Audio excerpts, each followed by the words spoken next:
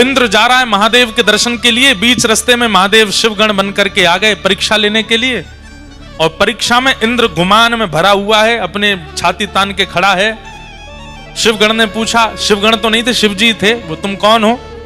तो इंद्र बोला, मुझे नहीं जानते तुम? बोले, हम तो नहीं जानते। ऐसा है, सुनो, मेरे आंखों के आगे से चले जाओ और तप करो, तप करके कोई देवता प्रकट हो तो उससे पूछ लेना मैं कौन हूं, मैं अपना परिचय दूंगा तुमको। शिवगण बोले, ऐसे कौन हो तुम भैया जिसके लिए हमको तप करना पड़ेगा? बोले, वही तो, तप करके पता चलेगा कि मैं कौन हूं। अब सुनो, मेरा समय बर्बाद मत करो, सामने से हटो। यहां इंद्र जिद करने लगा आगे बढ़ने की। शिवगण बोले, जब तक परिचय नहीं दोगे आगे नहीं जाने दूंगा। इंद्र बोला, मुझे भी सौगंध है अपने स्वर्ग की कि मैं परिचय नहीं दूंगा अपना। शिवगण बोले, मुझे भी अपने गणत्व की सौगंध है, मैं तुझे आगे नहीं जाने दूंगा जब तक तू बताएगा नहीं। बस यही कहा सुनी हो गई। जैसे ही इंद्र ने अपना अस्त्र निकाला और अस्त्र निकाल करके जैसे ही शिवगण के ऊपर प्रहार करने लगा, शिवगण तो अंतर्ध्यान हो गया, साक्षात देवादिदेव क्रोध में प्रकट हो गए सामने। तीसरा नेत्र तमतमाने लगा, खुलने के लिए तैयार। इंद्र के हाथ पांव कांपे, ये क्या हुआ? ये शिवगण के रूप में साक्षात शिवजी आए थे। चरणों में दंडवत हो गया। शंकर जी बोले, तुझे जीवित नहीं छोड़ूंगा मैं, इतना अभिमान अपनी पदवी का? अरे तू मेरे दर्शन क्या करेगा? तू मेरे गणों से ऐसा व्यवहार कर रहा है, तू मेरे दर्शन का अधिकारी है। तब इंद्र ने अपने गुरुदेव, इसीलिए गुरु होने जरूरी हैं। कई बार शिष्य की नैया डूब रही हो तो गुरु जी बचा लेते हैं। गुरु बृहस्पति ने महादेव से कहा, गुरुदेव, हे देवादिदेव, ये तो सामान, आप तो जानते हैं इंद्र कैसा है, क्रोध मत कीजिए। 33 कोटि देवताओं के ऊपर इसका राज है, अगर इससे कुछ हो गया तो फिर स्वर्ग देव राजा विहीन हो जाएगा, दैत्य चढ़ाई कर देंगे। हे महादेव, आप कृपा करो। तो महादेव का श्वास थोड़ी सी कम पड़ी और जैसे तैसे करके बोले, गुरु की वजह से बच रहा है तू, नहीं तो आज तेरे प्राण पखेरु उड़ जाते। बृहस्पति बोले, आप बस शांत हो जाओ, आप कुछ कहो मत। महादेव बोले कि अब मैं तो कुछ नहीं कहूंगा, लेकिन जो मेरे अंदर क्रोध प्रकट हो गया है वो बिना निकले मानेगा नहीं, उसे कहां भेजूं? बोले, महाराज, पृथ्वी में भेज देंगे तो प्रलय आ जाएगा, आकाश में डाल देंगे तो आकाश का भेदन हो जाएगा, लोक सब नष्ट हो जाएंगे। अथाह स्वरूप समुद्र का है, आप समुद्र में अपने क्रोध को विसर्जित कर दीजिए। तब महादेव ने अपना तीसरा नेत्र खोल करके उस प्रकट क्रोध को समुद्र में विलीन किया। समुद्र भी उस क्रोध के तेज को सह नहीं पा रहा था। भूचाल आ रहे थे, ज्वार भाटा आ रहा था, उष्ण हो गया समुद्र का जल। तब समुद्र ने भी प्रार्थना की, बोले, महादेव, आपके क्रोध को हम भी सहन नहीं कर पा रहे हैं, अब क्या करें इसका? तो बोले, इसको फिर किसी एक रूप में प्रकट करके पृथ्वी पर इसको भेज दो।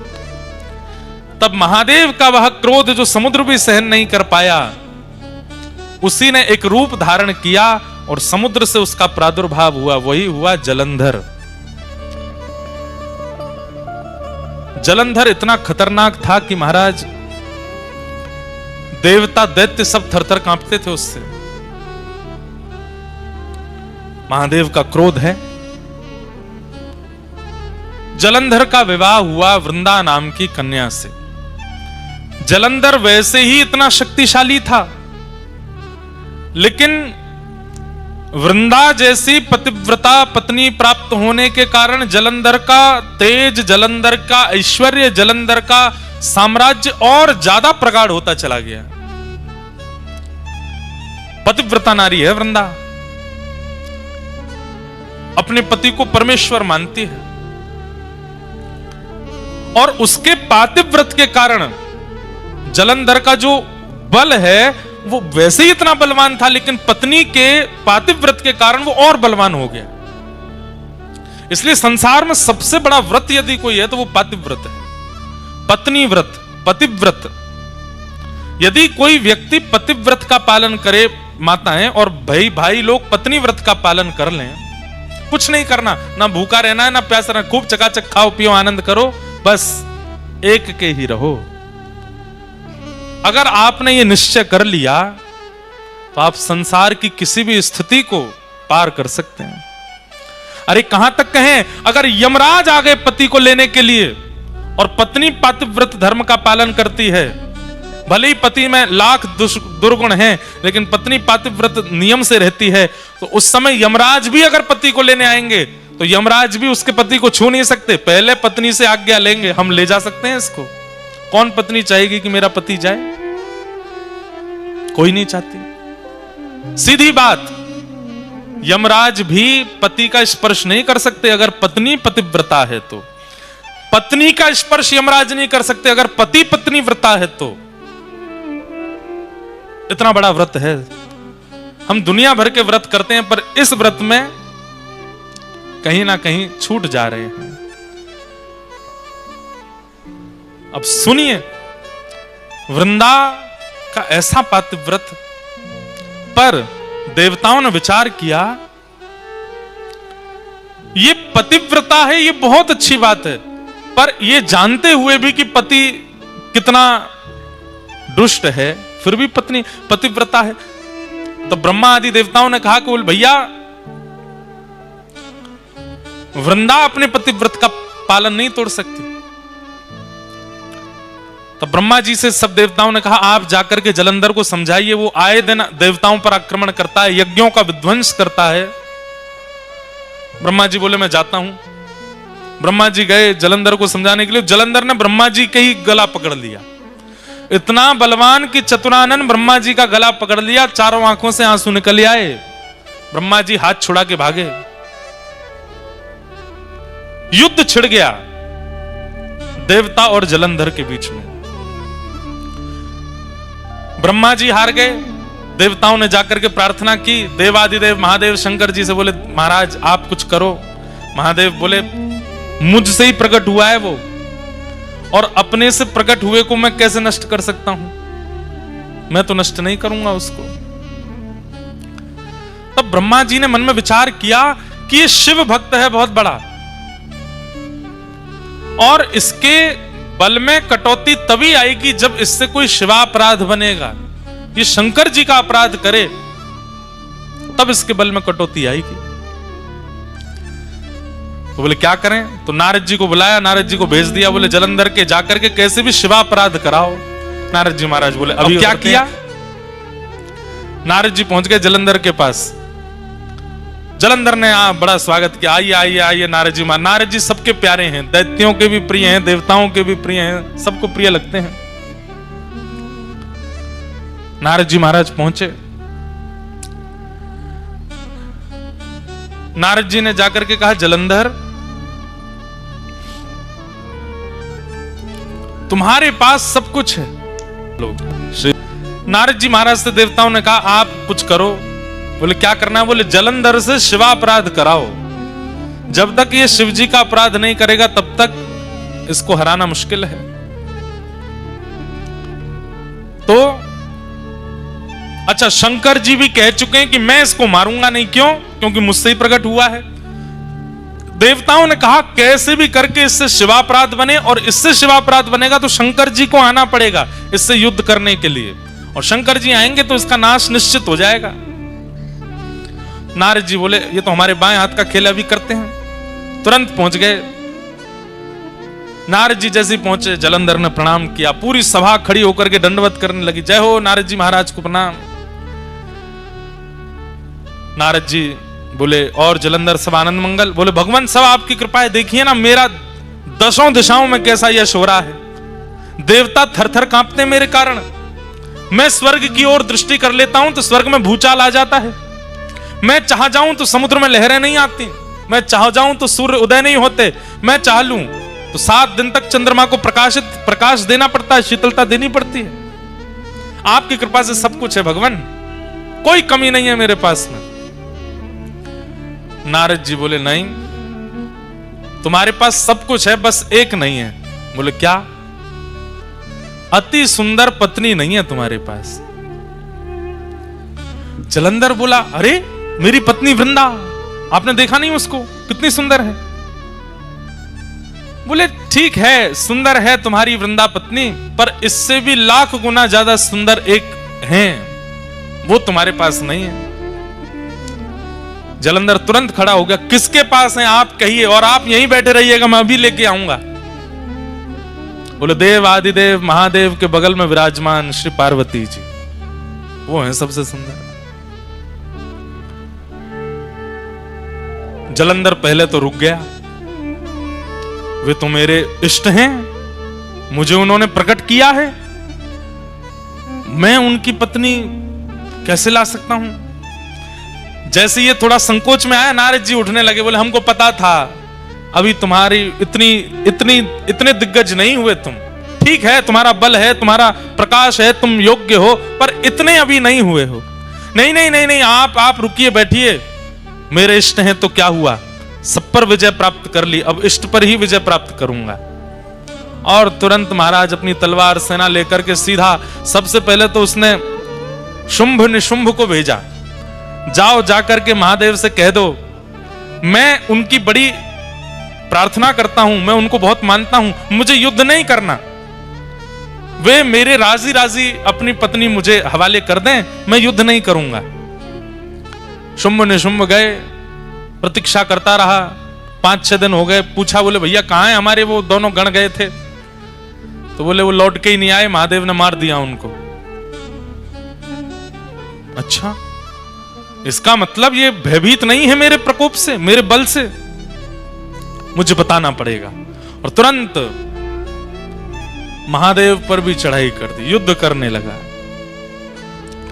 महादेव से युद्ध करने लगा। है तो स्वयं महादेव का ही तेज, महादेव का ही क्रोध। अब यहां महादेव के अंदर भी क्रोध है, और वह क्रोध किससे लड़ रहा है, अपने ही उतने ही बलशाली क्रोध से लड़ रहा है। जितना बल, जितना पराक्रम, जितना तेज, जितना योग्य महादेव का क्रोध है, उतना ही योग्य तो वह भी है, क्योंकि वो वही तो है जिससे वो लड़ रहे हैं। महादेव लड़ते लड़ते बोले भैया ये हमारा क्रोध ही तो है, दोनों 100 नंबर के ही हैं, हमारे अंदर जो क्रोध है और ये वही एक ही बात है, ये 1% भी कम हो तो इससे युद्ध किया जाए, ये पूर्ण परिपूर्ण वही है जो मेरे अंदर क्रोध है। तब सब देवता बोले अब तो एक ही उपाय है। बोले क्या? नारायण के पास चलो। तब शंख चक्र गदा पद्मधारी नारायण के पास गए और कहा भगवान अब आपको युद्ध भूमि में आना पड़ेगा, आप ही इसका नाश कर सकते हो, ब्रह्मा जी भी कर चुके, महादेव तो कर ही रहे हैं, अब आप और आओ। नारायण बोले अभी आते। शंख चक्र गदा पद्म धारण करके चतुर्भुज रूपधारी जैसे ही नारायण प्रकट हुए, जलंधर ने जैसे ही नारायण भगवान का दर्शन किया तुरंत अस्त्र शस्त्र छोड़ दिए, चरणों में गिर गया, बोले जय हो जीजा जी प्रणाम। भगवान बोले ये क्या बोला? अब हमारे ठाकुर जी तो बड़े करुणावतार हैं, जैसे ही जीजा जी कहा ठाकुर जी ने तो अस्त्र शस्त्र अंतर ध्यान कर दिए। बोले भैया सब देवताओं क्षमा करो। बोले क्यों? साले साहब हैं हमारे। पर स्वयं भगवान ही बोले ए जलंधर तू हमको जीजा बोला क्यों, पहले ये तो बता। महादेव का जब क्रोध प्रकट हुआ इंद्र के ऊपर, और जब वह क्रोध इंद्र पर ना डाल पाए तो कहां भेजा उस क्रोध को? बोले समुद्र में। और आपकी पत्नी लक्ष्मी जी कहां से प्रकट हुई है? बोले समुद्र से। तो इस नाते में भैया हुआ ना उनका, आप मेरे जीजा जी हो गए।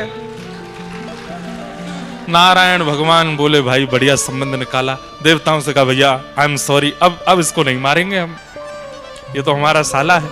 अच्छा उसने जीजा जी कहकर के प्रणाम जो किया तो लक्ष्मी भी प्रकट हो गई। अरे मेरे भैया, देवता तो बड़े भयभीत हो गए, बोले कि भाई अब क्या होगा। तुरंत ले गए नारायण भगवान को अपने घर में जाकर के स्थापित कर दिया। जलंधर ने पत्नी से कहा देवी तुम नित्य मेरी आराधना करती हो, अपना पातिव्रत धर्म का पालन करती हो, अब उसमें इनकी भी आराधना करो। अब जलंधर की स्थिति हो गई वो और ज्यादा बलशाली हो गया। क्यों? नारायण कृपा हो गई उसके ऊपर। सब देवता बोले भैया सब प्रकार के तरीके अपना लिए, कोई काम नहीं आया। तब देवताओं ने भगवान की स्तुति गाई और कहा भगवान अगर इसका नाश नहीं हुआ तो पृथ्वी नष्ट हो जाएगी कुछ दिनों में। पृथ्वी नष्ट नहीं, आप विचार कीजिए, जो अपने इष्ट अपने प्रकटकर्ता महादेव से युद्ध करने के लिए खड़ा हो सकता है, कल को वो आपसे युद्ध नहीं करेगा। अरे इसका बल जितना बढ़ता चला जाएगा, ये उतना ही अपने आप को श्रेष्ठ मानता हुआ सब पर हावी हो जाएगा और एक दिन भगवान पदवी प्राप्त करने के लिए भी कुछ भी कर बैठेगा। इसका नष्ट करना बहुत जरूरी है। तब भगवान ने मूल बात बताई। क्या बात? ध्यान से सुनिएगा। बोले ना तो महादेव का क्रोध इसके काम आ रहा है, ना ही ब्रह्मा जी की कृपा इसके काम आ रही है, ना ही मेरे इसके घर में विराजने से इसका बल बढ़ रहा है। इसके बल का मूल स्रोत है इसकी पत्नी का पातिव्रत। देवताओं को भगवान ने समझा दिया। बोले कितना बड़ा व्रत है पातिव्रत। एक पत्नी यदि पतिव्रता हो जाती है तो तीनों देव लग जाते हैं उसको हराने में, लेकिन उस व्यक्ति का बाल बांका नहीं कर पाते। ये पातिव्रत का बल है और इसका पातिव्रत जब तक नष्ट नहीं होगा तब तक इसका कुछ नहीं बिगाड़ पाएंगे हम। पातिव्रत नष्ट नहीं करना है, पर अगर व्रत से किसी गलत व्यक्ति का बल बढ़ रहा है तो उस व्रत को समाप्त करना पड़ता है। क्या करें? तो भगवान बोले अब हमको वृंदा को उसके पातिव्रत का फल देना है। और पातिव्रत का फल क्या है कि पति रूप में साक्षात ठाकुर जी प्राप्त हो जाएं। ये पातिव्रत का फल है। और पातिव्रत के फल के रूप में जलंधर का रूप धारण करके स्वयं श्रीमन नारायण वृंदा के समीप आ गए। बंधुओं, ये वृंदा का पातिव्रत का फल मिला है उसको कि सामान्य पति नहीं है, जिसके लिए मीराबाई कहती हैं श्री गोपाल जी पति बन करके आ जाएं। ये तो मीराबाई की इच्छा है। इसके लिए मीराबाई कितनी रोई हैं, कितनी पीड़ा में रही है, तब जाकर के ठाकुर जी ने उनको वो फल दिया। आज वृंदा को वो फल क्यों दे रहे हैं? क्योंकि उसका पातिव्रत श्रेष्ठ है। और भगवान ही जलंधर के रूप में आकर के वृंदा के सामने खड़े हो गए और जैसे ही अपने पति के अलावा अन्य की चरणों में प्रणाम करके उनका तिलक किया, उनकी आरती उतार करके, न्योछावर करके, जल उबार करके, प्रसाद पवा करके उच्छिष्ट पाया,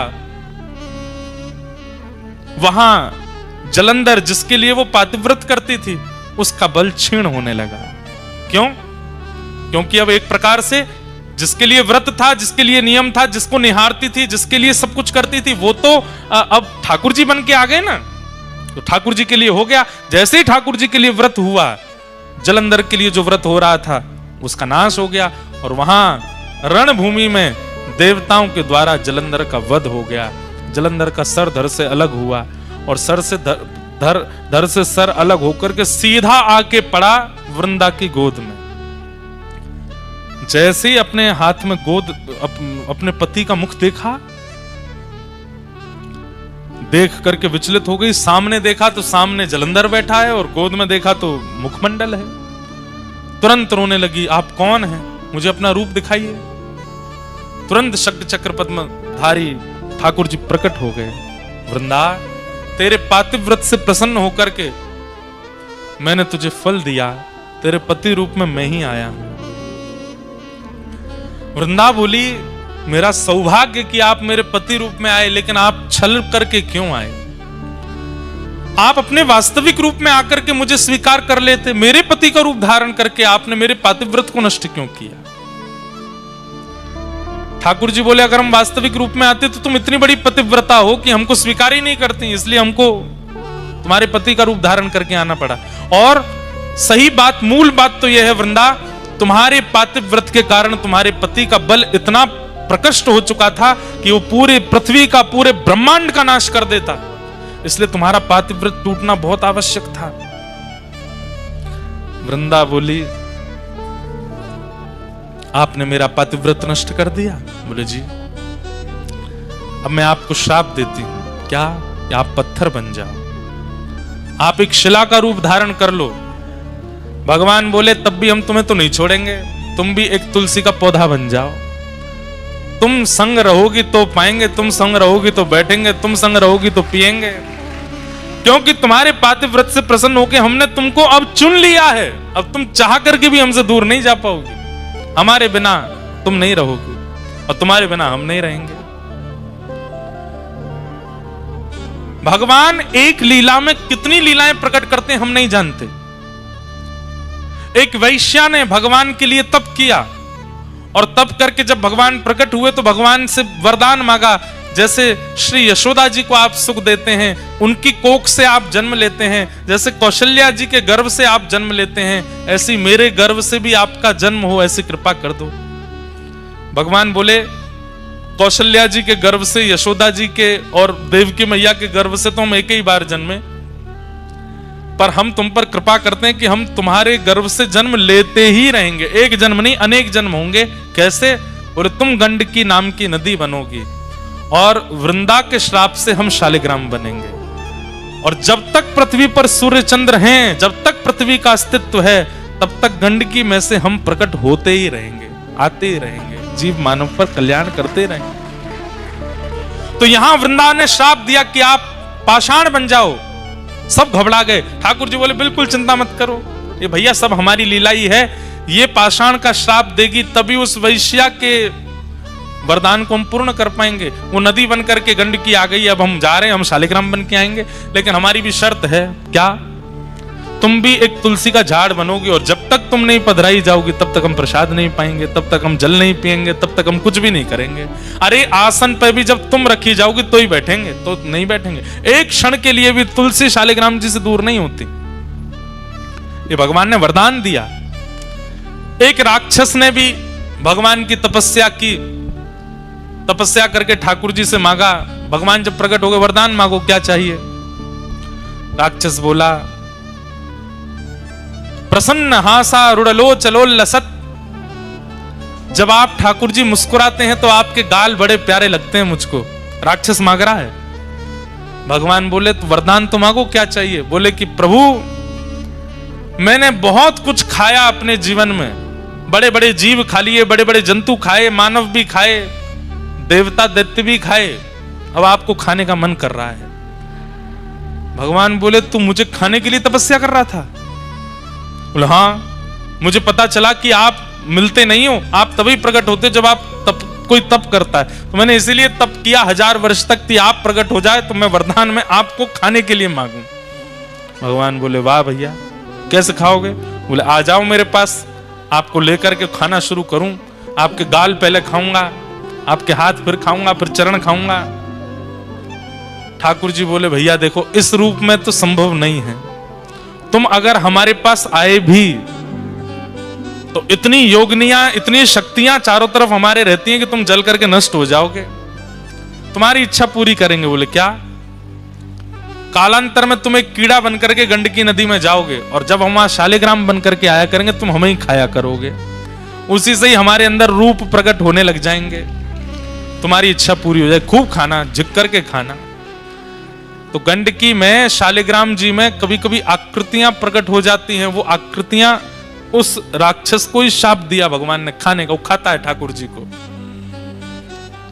हमारे ब्रज में तो एक पद गाते हैं, पद गाते हैं मतलब उस भाव से गाते हैं होली में, खा जाऊं तेरो गाल बड़ो मीठो, खा जाऊं तेरो, हारे खा जाऊं तेरो, हम्बे खा जाऊं तेरो। जब ठाकुर जी गाल में लाल लाल गुलाल लगा करके आते हैं तब गोपियां गाती हैं, लाला इतनो चोखो लग रहा है, ऐसा मन कर रहा हो तेरो गाल खा जाएं। ये प्रेम के भाव में, जैसे छोटे बालक होते हैं गदमदराज से, उनको देख के मन होता है, मन ऐसा करे या खा जाए, या कि हाथन ने खा जाए, पामन ने खा जाए, इतना बढ़िया। ऐसे ठाकुर जी के लिए तो एक राक्षस ने मांगा कि मैं आपको खाऊं, तो ठाकुर जी उसके लिए शालिग्राम बन गए। बोले खाना। तो कितनों की इच्छा पूर्ति एक श्राप से हुई। वृंदा ने श्राप दिया कि आप पाषाण बन जाओ। भगवान बोले ठीक है। एक वैश्या ने वरदान मांगा था तो उसके गर्भ से हम जन्मेंगे, वो गंडकी बनेगी और हम शालिग्राम।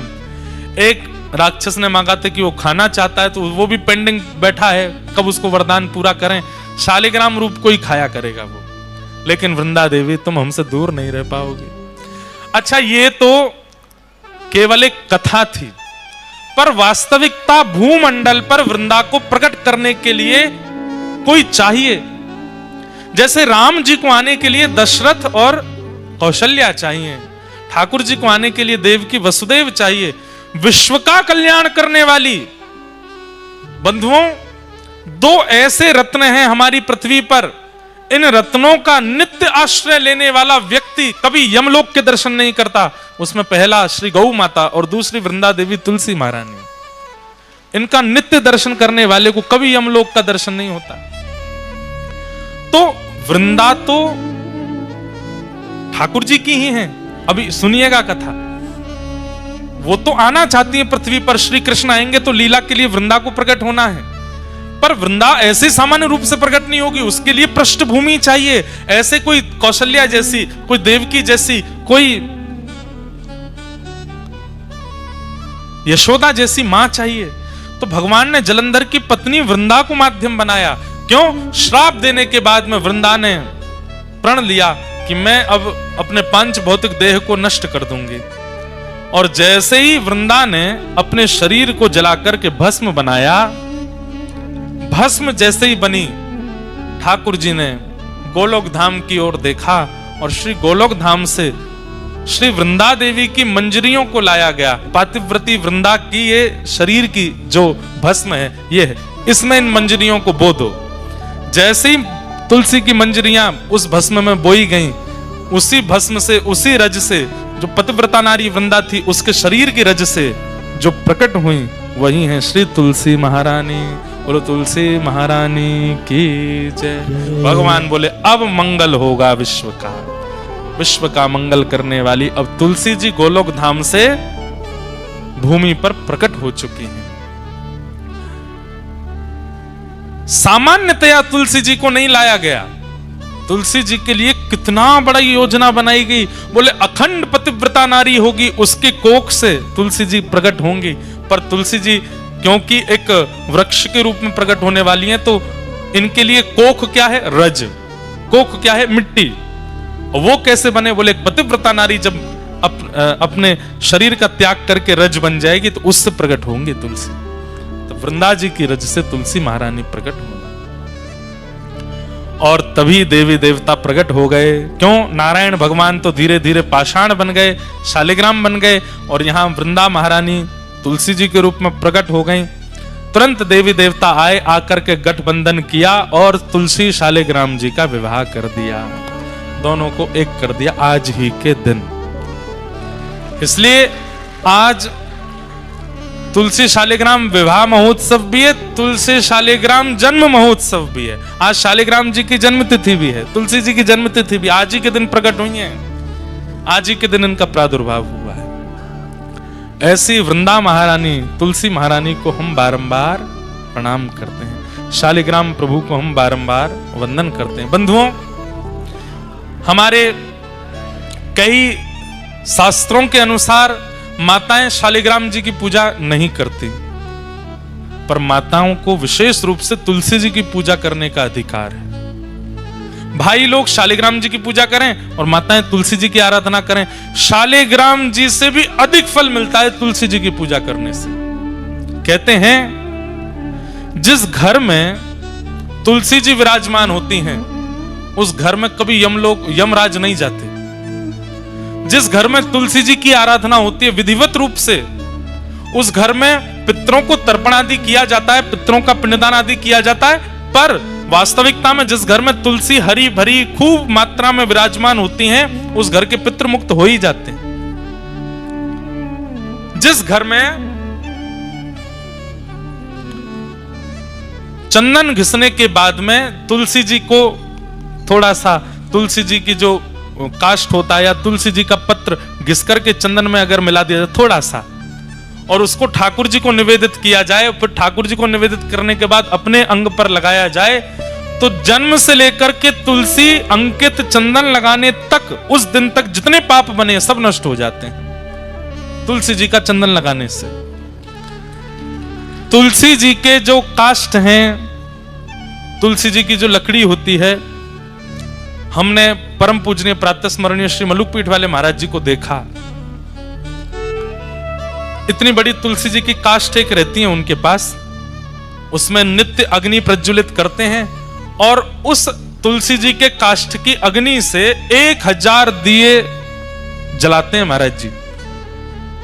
नित्य संध्या में शाम को। तो हमने महाराज जी से पूछा, मैंने महाराज जी इसका क्या फल है? तो महाराज जी बोले तुलसी जी के काष्ठ से एक दिया प्रज्वलित करने से 1000 दिए प्रज्वलित करने का फल मिलता है। दिए प्रकट करते ही ठाकुर जी को जब अर्पित किया जाए, ठाकुर जी बड़े प्रसन्न हो जाते हैं। पर तुलसी जी के काष्ठ से जब दिया जलाया जाता है तो एक दिया जलाने के 1000 दिया जलाने का फल, मतलब ठाकुर जी अत्यंत प्रसन्न हो जाते हैं। लेकिन महाराज जी 1000 दिए जलाते हैं नित्य एक तुलसी काष्ठ से, और इतने छोटे छोटे छोटे छोटे दिए 1000 दियों का एक इतना बड़ा बना लेते हैं, उसको प्रज्वलित करते हैं और फिर ठाकुर जी की आरती करते हैं। उससे ठाकुर जी इतने प्रसन्न होते हैं उससे।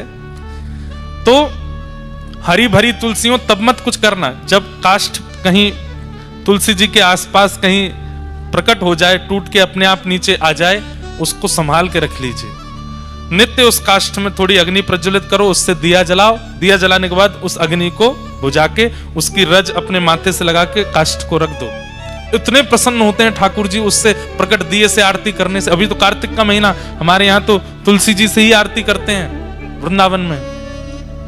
ठाकुर जी बहुत प्रसन्न होते हैं। तुलसी जी जिस गमले में लगी हो उसकी रज, तुलसी जी की रज लेकर के कभी कभी आप तिलक धारण कर सकते हैं, और वह तिलक धारण करने से शरीर में अगर कोई बहुत गंभीर बीमारी, और सबसे बड़ी बीमारी तो भैया आजकल बुद्धि में आ जाती है, विचारों की बीमारी। और सही बात है, गलत मार्ग पर चलने वाले विचार चित्त में आने लगते हैं। तुलसी जी की रज अपने माथे से लगाने से और माथे पर रज लगा के ठाकुर जी की आराधना करने से विचार शुद्ध होते हैं। बड़ी महिमा है तुलसी जी की। ऐसी तुलसी महारानी को हम बारंबार प्रणाम करते हैं। इस भाव से आज के दिन श्रीमन नारायण शालिग्राम रूप में प्रकट हुए और तुलसी जी के साथ में उनका विवाह।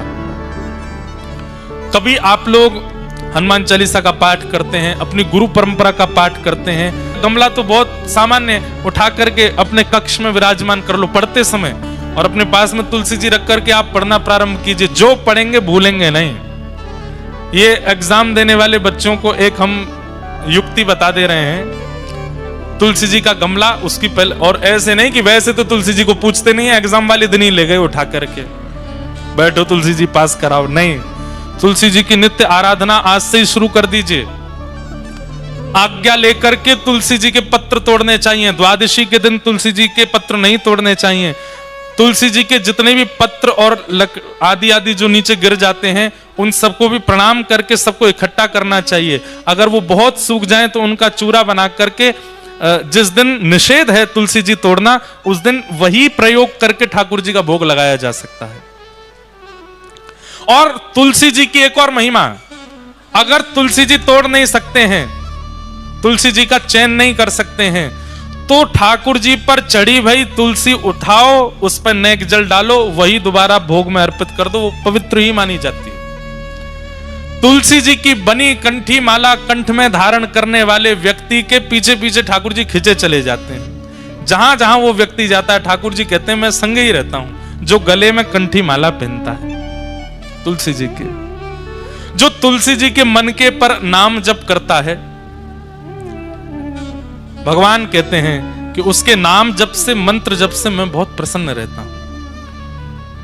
उसके नाम में, मंत्र में फिर आलस्य, दंभ आदि आदि जो विकार हैं, ये आने बंद हो जाते हैं अगर वो तुलसी जी पर नाम उच्चारण करता है तो। और सीधी बात, आप अन्य किसी भी भाव में अगर नाम जप करते हैं तो ठाकुर जी को पता तो चल जाता है नाम जप कर रहा है, पर तुलसी जी पर जब नाम जप करते हैं तो ठाकुर जी थोड़ी पे हाथ धर के सुनते हैं आपके नाम जप को, आपके मंत्र को, आपके भाव को। ठाकुर जी को इतना प्रसन्न है। ऐसी तुलसी जी की महिमा है, उन्हें हम बारंबार वंदन करते हैं, बारंबार प्रणाम करते हैं।